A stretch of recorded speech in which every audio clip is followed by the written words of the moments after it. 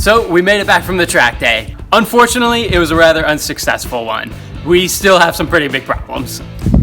It's totally a bummer, you know, you're all excited to go to the track day, you think everything's great, and to just find out the problems when you're at the track, total bummer, but that's testing and tuning, right? Let's go ahead and take a look. So what went wrong this time? Well, I'm pretty infamous for having cooling issues, and man, that was just not the case this time. The resurfaced head with a new head gasket, full-size radiator, awesome. Everything worked great. There was absolutely no cooling issues whatsoever. I don't know if you guys remember me showing you that coolant overflow tank just boiling before.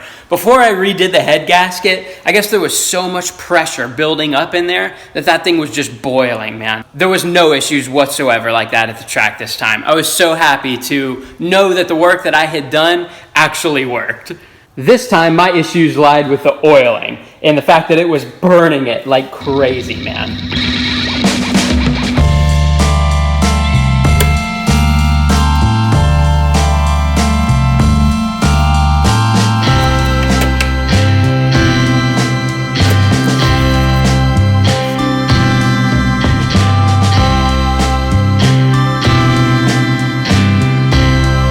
What I just showed you there is just from me driving just 2 hours straight. Coming back from the firm, it's about 2 hours, just a little bit over. And I'm taking a highway the whole way. So my car is cruising at about 32 to 3,500 RPM for about 2 hours straight, literally. And I came home, I parked the car in the garage, and I just let it sit, you know, and the next day I came out to check it. And that's where the oil level's at. So 3,500 RPM for 2 hours and it burns that much oil? I mean, that's pretty intense, right? And so again, that's just under normal driving, but where it was definitely more intense for me was that after just a couple laps at the firm, doing the parade laps, it was about down to there, if not down even a little further, about to the halfway mark. And again, it was full. It was above that top circle, just a tiny touch. And man, it burned nearly half of its oil in 2 laps. So I know when I got the cylinder head reworked, a lot of people were saying, you know, go ahead and check the block too and make sure it's straight. Well, I did, dudes. Like, totally, I promise, I did. I put a straight edge on the top of the block, obviously when the cylinder head wasn't on here, on this side, that side, and across the middle. Everything looked straight. So something that I have learned is that the cylinder walls themselves are actually made of aluminum too. I'm sorry, I didn't know that before. But so that must be what's going on here. I saw someone put it in the comments as well. Ironically, when I overheated this thing real bad at the last track day, it warped a lot. It had to have, right? The cylinder walls themselves must be slightly misshapen, slightly ovaled or whatever at somewhere on all of them, some of them, maybe even just one of them. But it's enough to where I am burning an excessive amount of oil because of it.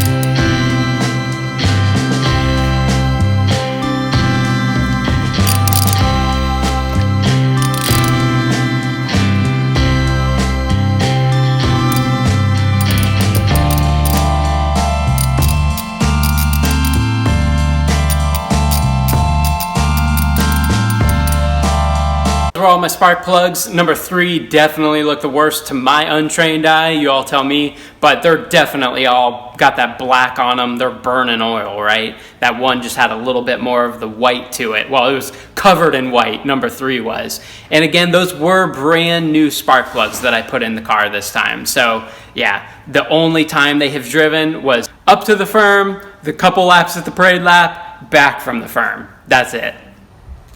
And I already went ahead and cleaned it up. I wish I hadn't so I could show you a little bit better, but this thing had a bunch of soot all over it, man, coming out of the exhaust there. It looked all yellow, you know? So now I find myself in a really weird spot again, you guys, and man, it just sucks. But, you know, it's cool, it's opportunities, all that kind of stuff as well. The cylinder head in this is reworked. You know, this is a D16Y8, as you all know. I don't really know that I want to go ahead and put a ton more effort into this long block. It's a Y series, and everyone knows that the oil pumps are not great, the crank is not great, and yeah. Why did I go with this motor in the first place? Well, yeah, you could say it was a bad decision. I went and got something that was just running. I didn't really know about the oil pumps and the crank problems and all that kind of stuff with the Y series. You know, I just didn't. I'm still relatively new to all this, believe it or not. So, you know, I know exactly what I could do. We could take this engine back out, take this long block down to Advanced Cylinder Heads, get them to check it over. Maybe they would find that the cylinder walls are all misshapen. They would go ahead and bore them out, and then we'd do oversized pistons, blah, blah, blah, all that kind of stuff. Maybe it's just piston rings. Who knows? You know, they have to get into it. I don't want to speak for anyone. We need to get into it to see. But again, I don't know that it's worth it to me, this being the Y series and all. I'm just like, I know probably some of you think I put a lot of money into the cylinder head. I totally did not. But yeah, that's for another day, I guess. But so another option I have is, boom, this Z6 staring at me. You know, I've had this thing sitting in my garage for quite a while now. And what's the issue with this Z6? Well, it's the bottom end. Of course, I have 2 engines with bottom ends that aren't great here. But the bottom end on this guy, one of the rods is knocking against the walls here. This thing must have a slipped bearing somewhere in it, and that thing was just rod knocking like crazy. If you've been a fan of the channel for a while, you must remember that moment. Yeah, that was a total heartbreaker.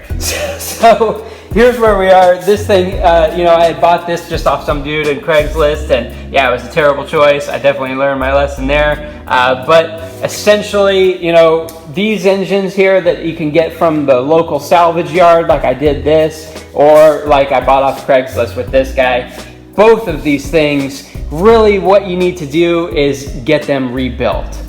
And so that's where I'm at again. I'm like, man, you know, what do I do here? I would definitely appreciate your all's input. And listen, I know a lot of you are going to put go B series, go K series. You know, I get it. That's a superior engine. I totally get it. I totally understand. I'm going to stick with D series. I mean, come on, you guys know that. If you've been a fan of this channel for a while, you know that. Come on, don't even waste your typing power, man. I would love to do a K series one day. I really would. For me, B series just isn't even in my mind. I know some people have the argument of like, you know, oh, but B series are so plentiful. They're available. You can find them. And yeah, I believe that's true. They are inexpensive. You know, you can get a B20 for $300 or $400. I totally agree. The problem with B series in my mind, in my area, is it is so hard to find a working transmission. Unless you just go with a Type R transmission, which is $1,500 to $2,000 from a local importer that we have, maybe then that would be good to just throw in the car and be ready to go. But if I'm going to be spending that kind of money, realistically, I just want to get into a K series, because that's just the transmission, $1,500 to $2,000. I would definitely be willing to spend $3 or $4 grand, $5 grand to get into a K series, but I don't want to do that yet. You guys, please understand this, okay? I know y'all are going to shout it from the rooftops, you know, K series. Trav and I hear it all the time, and we want to do it. We really do. It would be awesome.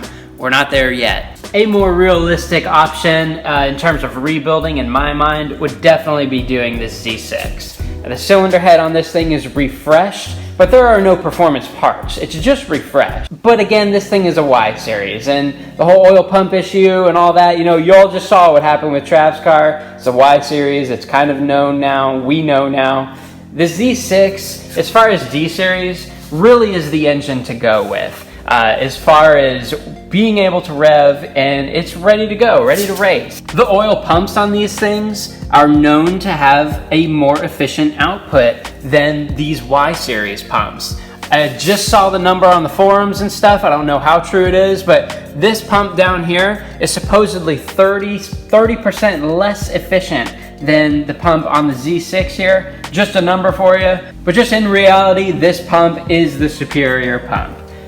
The crank is also the desired crank. A lot of people want to take the crank out of this and put into a Y series. But again, I just have this Z6 here. I would just be totally cool with getting this thing rebuilt. But so a realistic option that Travis and I are seriously considering is going with a different D series long block. We've been talking with a few local importers who are definitely willing to work with us, and that's very good for us to be able to get something in the car quick and not have to rebuild and take all the time doing that.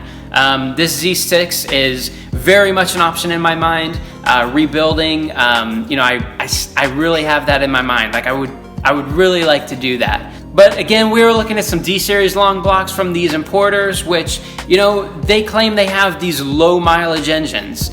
You all have heard of H Motors online. It's the same type of thing, where they have these engines that are supposedly between 45 and 65,000 miles, pulled from a car in Japan, sent over here in a shipping container. Aside from rebuilding, I think that's the way to go. I wish I would have done that before I got this Y8. If it's true that that engine has such low miles, it should be good to go.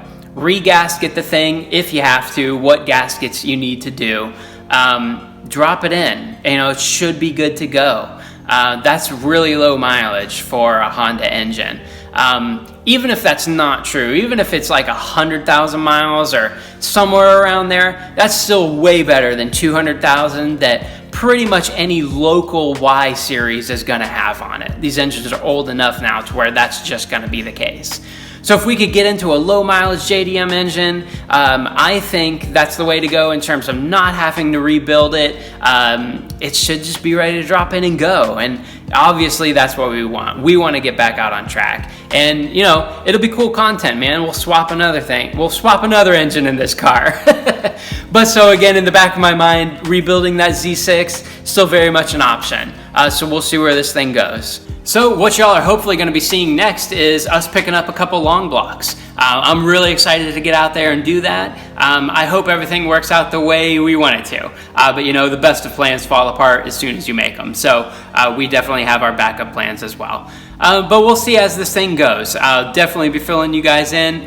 We want to get something to where we can get back out on track as soon as possible. I still have yet to even drive and discover what this car is all about, man. I haven't had any seat time, even though I've been through freaking 3 engines now. So yeah, hopefully you're going to be doing it right this time. We'll see what happens. I'll definitely be filling y'all in. We have content to come. We may be taking a short little break to build up some videos so we can release them 2 a week again for y'all. I really like this format. It's less stress on us to put these videos out for you all. But just so you know too, Travis is going to be out for a little bit. He has his baby girl coming, so make sure to congratulate him at the bottom of this video again if you haven't already in his that you saw this past Monday. So it's awesome for him, man. I'm super excited for him. So yeah, we got stuff coming for you guys. Hang in there with us. We sure love doing this.